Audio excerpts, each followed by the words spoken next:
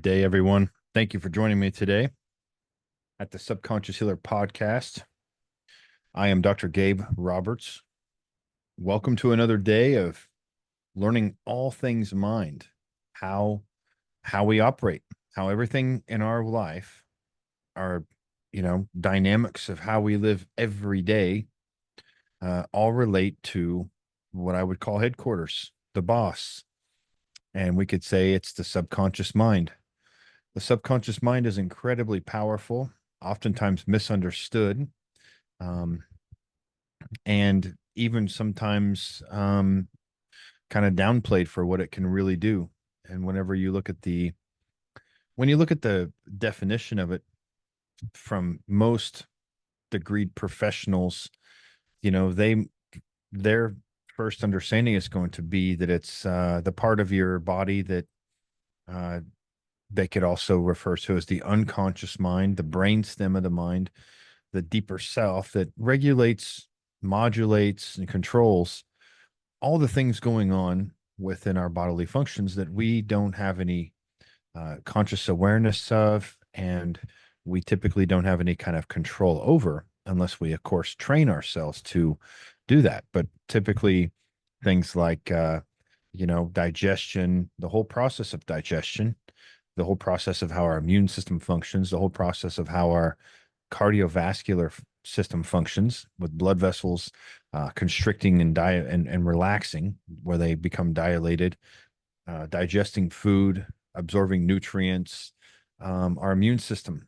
protecting us from foreign invaders, pathogens, microbes, things like that. And this is all going on, and you know, with millions and millions of various reactions taking place, all for us to sit right here, right now, and you know, do what we're doing, whether we're reading a book, driving a car, taking a walk down the street, eating a meal, discussing things on a phone with a person, having a phone call or at a meeting. This is what's called dynamic equilibrium. All these millions of reactions taking place, including cells dying off and cells being replaced in our body, 50,000, every second or so, uh, all without us even having a clue. We could say that this is part of what's going on with the subconscious, below consciousness. So below the threshold of our awareness. And that's all true. But there's another part of it that is oftentimes overlooked and misunderstood. And that part is that the subconscious mind is a universal mind. It connects everyone and everything. And it does so through this invisible field that now science has revealed, subatomic quantum field, that is this invisible field of energy that's intelligent, that connects us and binds us all together. And we tend to, especially in the Western culture, overlook the dynamics of how this can interact with us. Sometimes we get insights. Sometimes we are doing something. We're driving, we're on the way to the grocery store, and we are suddenly thinking of a family member. And we text that family member and they said, "Oh, I was just thinking about you." In my book, I point out that this is no ordinary coincidence, and it's actually been scientifically verified. Telepathic scientific verification is actually 6 times greater than an aspirin preventing a heart attack. Yet everyone knows of an aspirin. First sign of a heart attack, take an aspirin. I mean, and the result of that, if I remember correctly, is like 0.06%. No, 0.03%. That's the result, the immeasurable impact that taking an aspirin can do to prevent a heart attack, 0.03%. But it's a real enough result for marketers, for the FDA to approve Bayer writing on the side of their bottle, at the first sign of heart attack, take an aspirin. Aspirin can be part of a daily regimen to prevent a heart attack. Again, with a 0.03% result. Telepathic, on the other hand, measurably, statistically varied out through a smaller group of scientists, but no doubt scientists, not charlatans and not Not people that are just kind of getting their news from the National Enquirer, whatever it might be. Real scientists have verified that telepathic abilities are actually 6 times greater than that number. It's like 0.11%, per 6 times more predictable, more reliable than an aspirin preventing a heart attack. Yet telepathic is one of those things that people kind of gaff at. If you brought up to your average American citizen who's watching the news, watching the football games, spends a lot of their weekend watching TV, that telepathic is real, they would immediately blow it off. Why? Because they are missing a valuable point of what the subconscious mind is. It's not just the part that digests food, it's a universal mind that's responsible for these kind of phenomena like telepathic.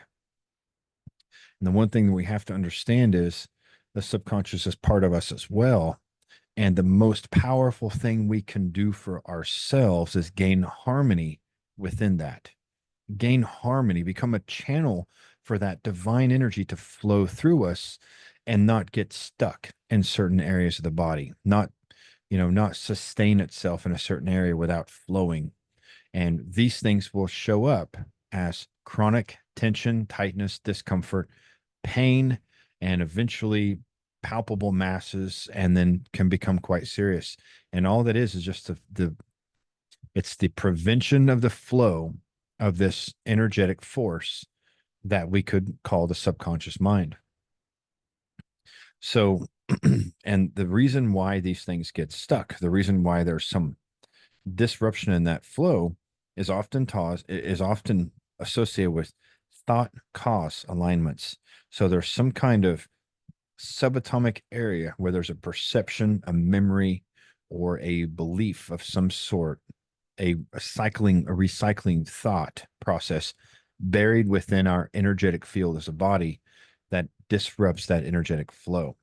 So, in other words, this is what has been tried and true in my work over and over and over again, that whenever there's a look of whatever the look of any kind of various symptom a person may have that is reoccurring, that comes on over and over a time, and it's not responsive to typical treatments of, I'm going to say medication, steroids, but then even your alternative approaches like acupuncture, Reiki, things like that, and even not responsive to modalities such as emotional freedom technique, which is the tapping, EMDR, whatever is going on with that symptom, buried within that is a memory, a holographic wound of some kind of circumstance with unresolved issues that are calling for deeper attention, that are calling for self mutilation.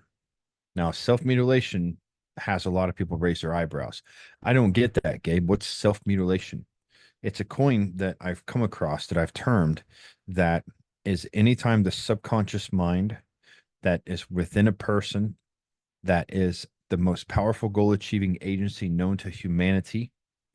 And it also cannot judge anything going into it between the ages of 0 to 5 years old. From the moment of conception until 5, it absorbs whatever is going on in the environment, including the energies of the people around this individual, this person. And if that is built on some kind of negativity as in not looking at as life as preservation, not look at anything that has to do with life and growth, in some ways is a self-mutilation program. And these things can be formed and will oftentimes show up in people maybe decades later as chronic symptoms, reoccurring symptoms, and eventually spilling over into chronic illness. And these are the things that I find on a regular basis when working with my clients and my patients. And it's also what I train professionals, what are called psychosomatic practitioners, to know how to alleviate, find themselves, to think just like me, and become a detective of these, finding these things in people, and locating the root of it, and ultimately resolving it out so the symptoms go away. But the last few weeks, I can give you some examples of self mutilation programs that are everyday common occurrences, but again, don't even cause a blip in the radar of degreed professionals, no matter what kind of doctor they are. I don't care if they're a chiropractor, a functional medicine practitioner, a naturopathic doctor, or a typical medical doctor. Self-mutilation programs are something that's doesn't even is not even on their radar. And I will say this, 7 out of 10 times of the patients that come in to see them has something in relation to that. Um, one particular patient I worked with had some chronic symptoms that just wouldn't go away. She had done supplements and nutritional protocols that her naturopath had put her on, various cleanses, cleaned up her food, done various detoxifications, parasite cleanses, heavy metal detox, supplementing with minerals, you name it, and little to no improvement in her symptoms. And when she comes and sees me, we start asking her subconscious mind, which is the only source that knows her permanent memory bank of what happened to her between conception all the way up until this present day, right now, this present moment. And whenever we start dialoguing with it, we ask it to take us back to the key event that has everything to do with these ongoing symptoms. And whenever we go back to that scene, she's 3 years old and she is with her mom in church and she's holding her mom's hand and there's a group of people around. She's walking through, maybe like when I'm having her describe this scene to me, she's talking about a waiting room or like a room when you walk into a church, like a big, not the cathedral area, but the waiting room where you come in. There's some couches on the side and the doors to come in, and there's a large crowd of people. And her mom starts squeezing her hand. Her mom starts really squeezing this 3-year-old girl's hand, and she's noticing her mom's energy changes. I will say this, between those ages of 0 to 5, it's not just the behaviors that the child picks up on or the infant picks up on, it's the energies that the parent is exuberating. It's the energies the parents are giving off. Children are very keen and sensitive to the moods and the mindset that their parents have. So her mom squeezing her hand, kind of putting on a forced fake smile, and the 3-year-old starts to get the impression that I've done something wrong. I'm in trouble now. I've done something to embarrass my mom and she's really mad. And finally, this 3-year-old gets the idea, builds a perception right then and there that my mom likes the church crowd more. She likes these people better than me. Now, that may or may not have been the case. And that might not have even been the mother's intention behind this incident. But to that 3-year-old girl, she learned that.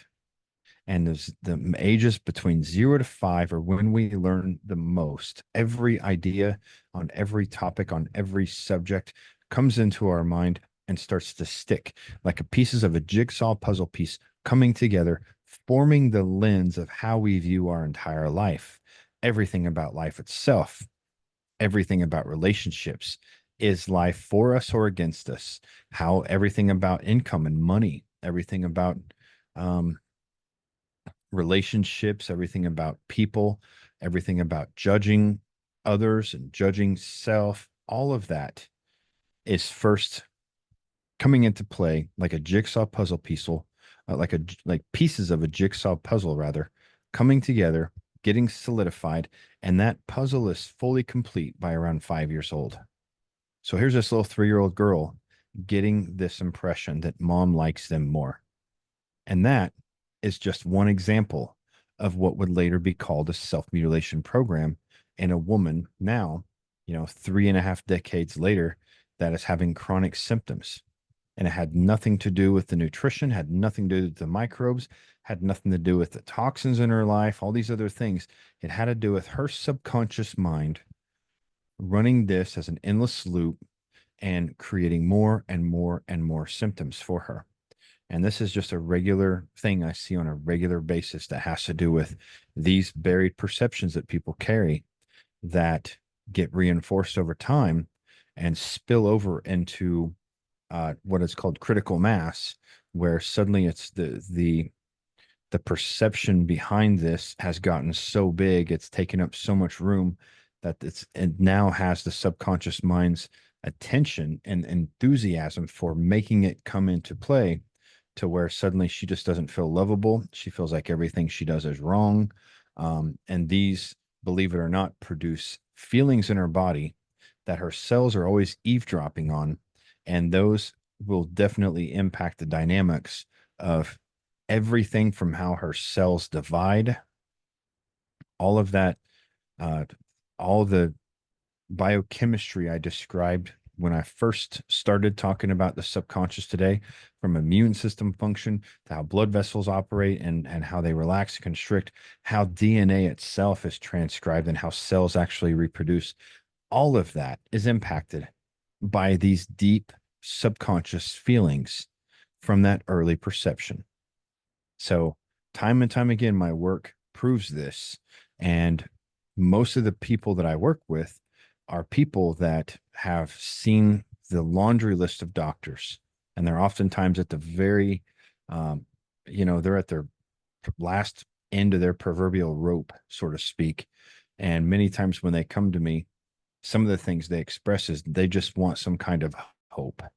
They've lost hope. They just want some kind um, of solution, some kind of real answer, not another supplement, not another muscle test, not another microbe involved, something else outside of them. They most of the time they don't have any confidence in those exertions anymore because they've been through the whole work.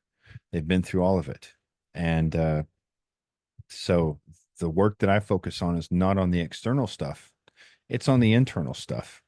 And I'm not here to dog functional medicine. I'm not here to say anything bad about naturopathic medicine, because I know a lot of these practitioners, they understand that the actual medical model, the healthcare system itself, is flawed in its approach of using medications, chemicals, and they know that many times it's very dangerous. In fact, you can Google on any reference and you'll see that our healthcare system, our medical system, is now the third leading cause of death.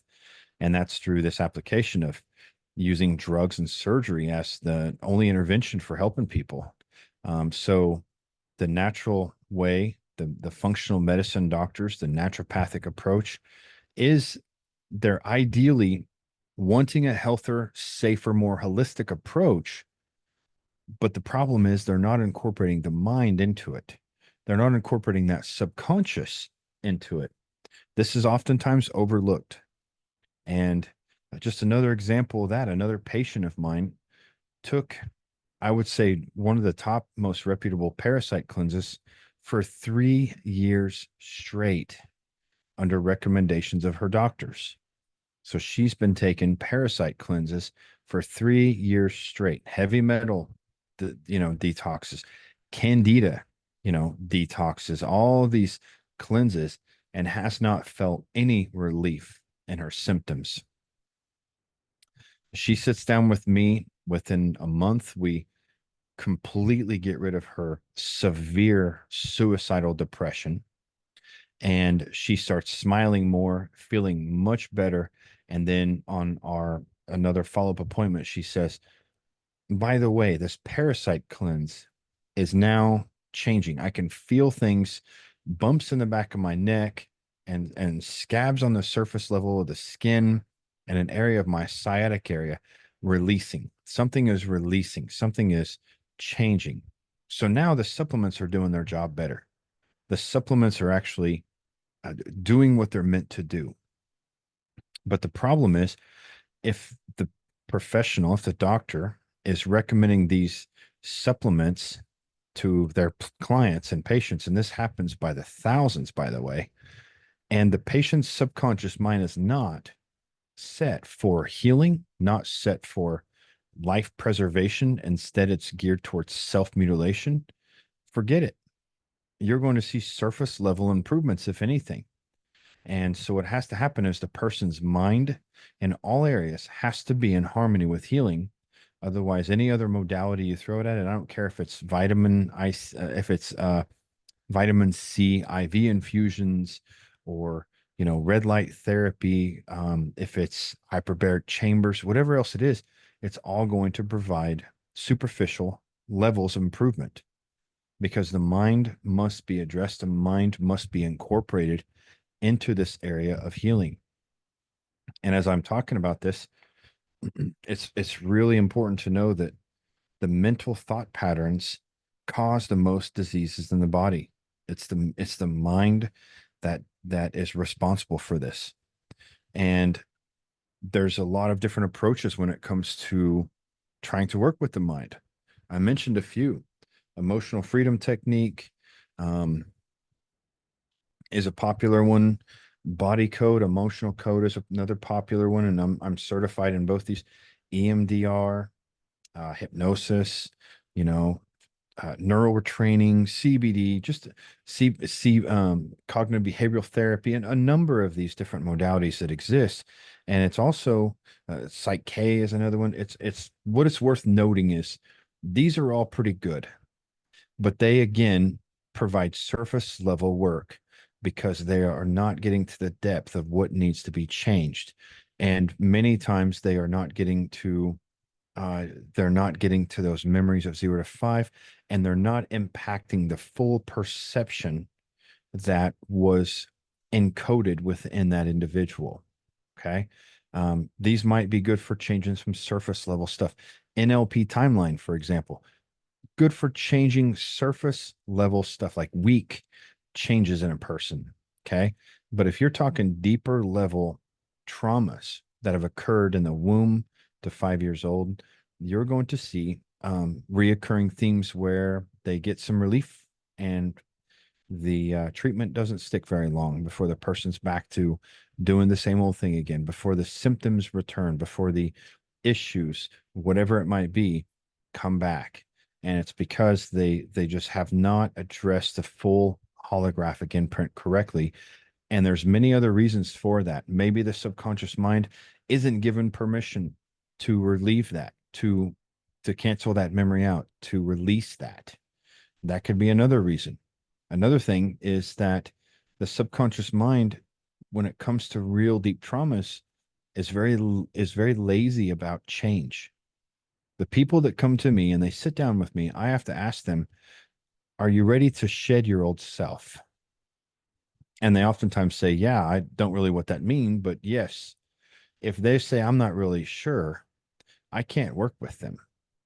They have to be willing to let go of the old identity, to let go of the old stories, to let go of the old person who they've always been and transition into somebody else.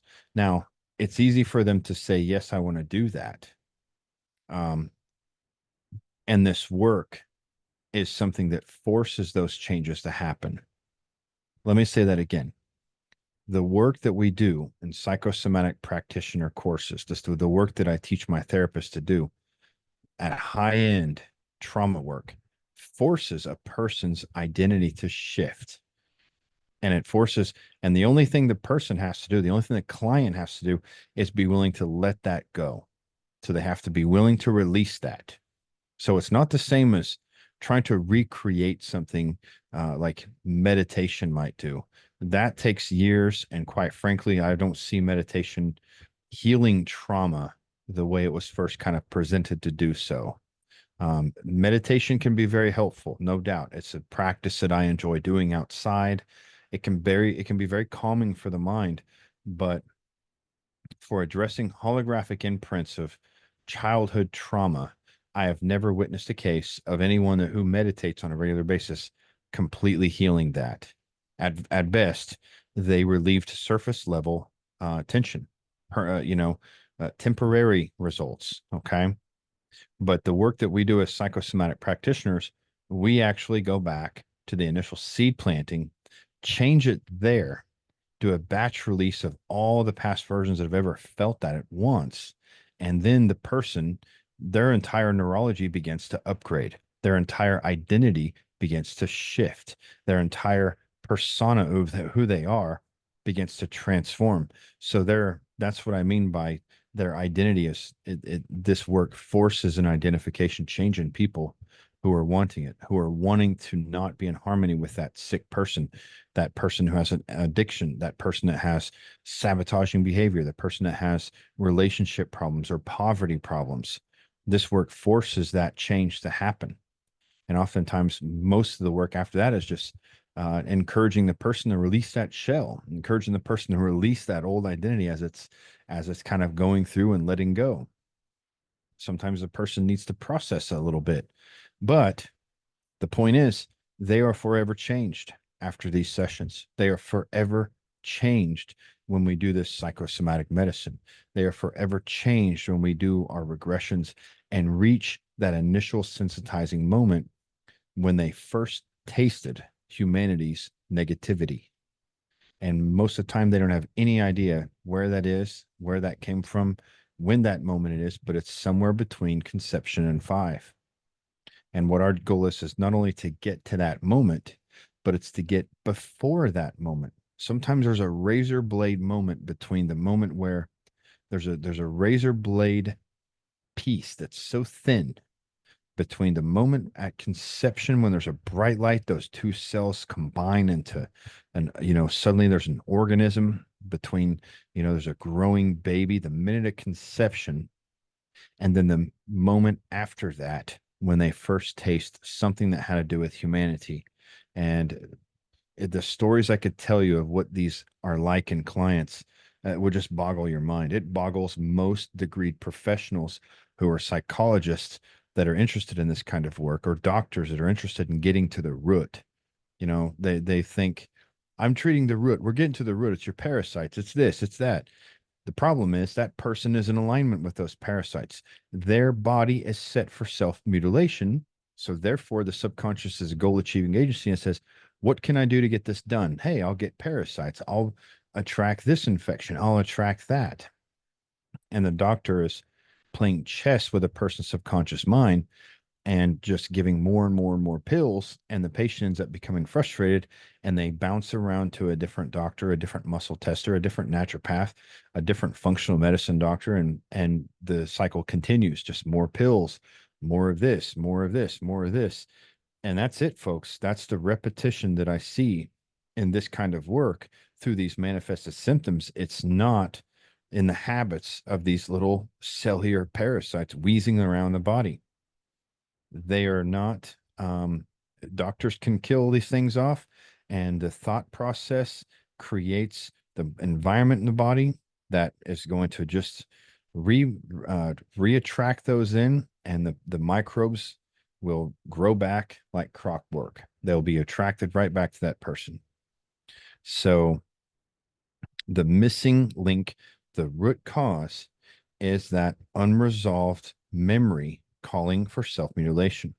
And when that changes, suddenly the person's not in harmony with, death and destruction and all these other things. So therefore, the parasites do not affect them anymore.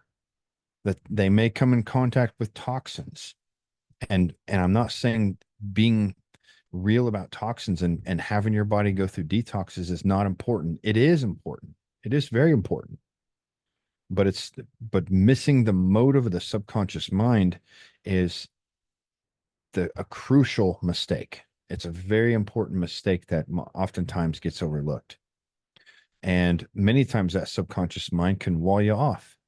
So it always kind of boggles my mind how I can see people talking about trauma and are so-called trauma experts and people that I work with trauma, and they do things like body code, emotional code, very superficial, and they don't know what it's like to encounter one of these self-mutilation programs that are buried and oftentimes protected. Let me give you an example of that. I worked with a client recently who was kind of an anomaly. And whenever we ask his subconscious mind to take us to the root behind the pain he's had, the chronic pain he's had, the man has telling me he's $200,000 worth of supplements over various naturopaths over the last several years.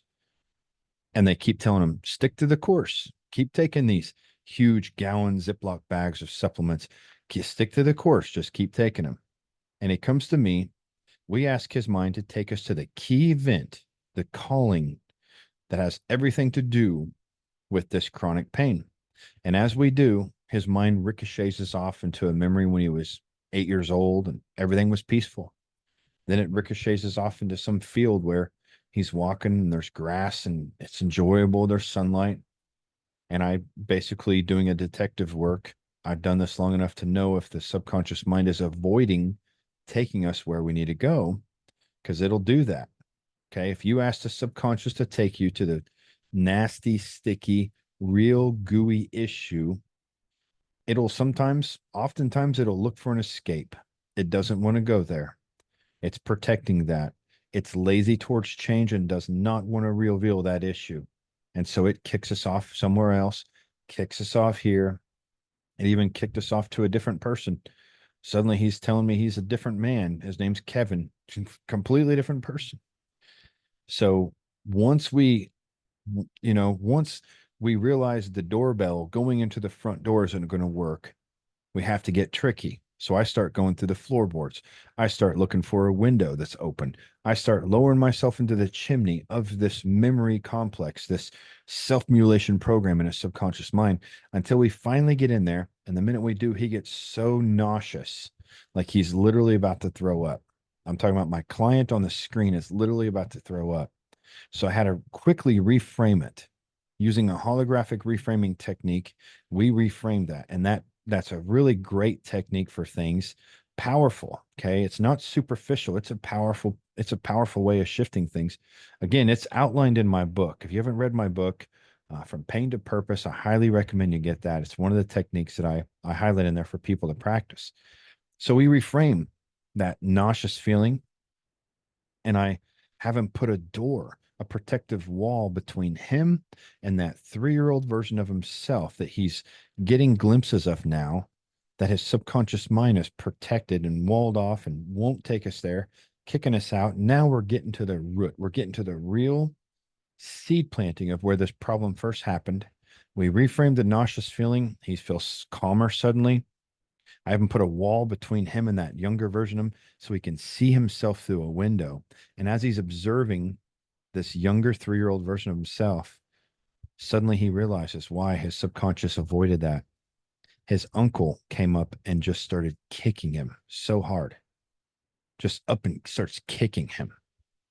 When you have something like that, and your subconscious mind is a protective mind, that's another trait about it, and it's lazy against change, wants to avoid going to those kind of issues any chance you can, it's going to kick you off. And that's what it was doing for us until we got to that moment. Once we got to that moment, that was the seed planting of the problem. We had him completely change it. We had him establish safety in all the past versions of him that were of him in the past, all his young, old, teenage version, adult versions, all the times he ever felt something similar to that feeling of when his uncle kicked him. We established safety in all of them, and we also let them get a piece of it. We also let them say their piece to the uncle, speak their self. They were violated so bad that all those past versions, including that 3-year-old, had a right to say what they needed to say to that uncle, tell him off, cuss at him, hit him with a golf club, whatever they needed to do to release that pent up energy that was responsible for blocking the flow of that energy, causing his chronic pain to stay there. Once we did that, we recreated the scene, ran it through his body, washed his body through the new holographic information. And I'm pleased to announce that when I saw him today, he's just a completely different man. The pain has subsided. He feels an inner peace that he's never imagined. And he's seeing this happen. It's spilling out to people where he just noticed he's calm. A car speeds by on his front road, and normally he'd get so ticked off because he's got kids and family out there, and he doesn't want some careless driver just speeding by on his road. And he notices that as another car speeds by, it doesn't even make him react the same way. He's not even upset about it. Now, he's cautious about it, of course, but it's not triggering all of those memories built up in him over this time.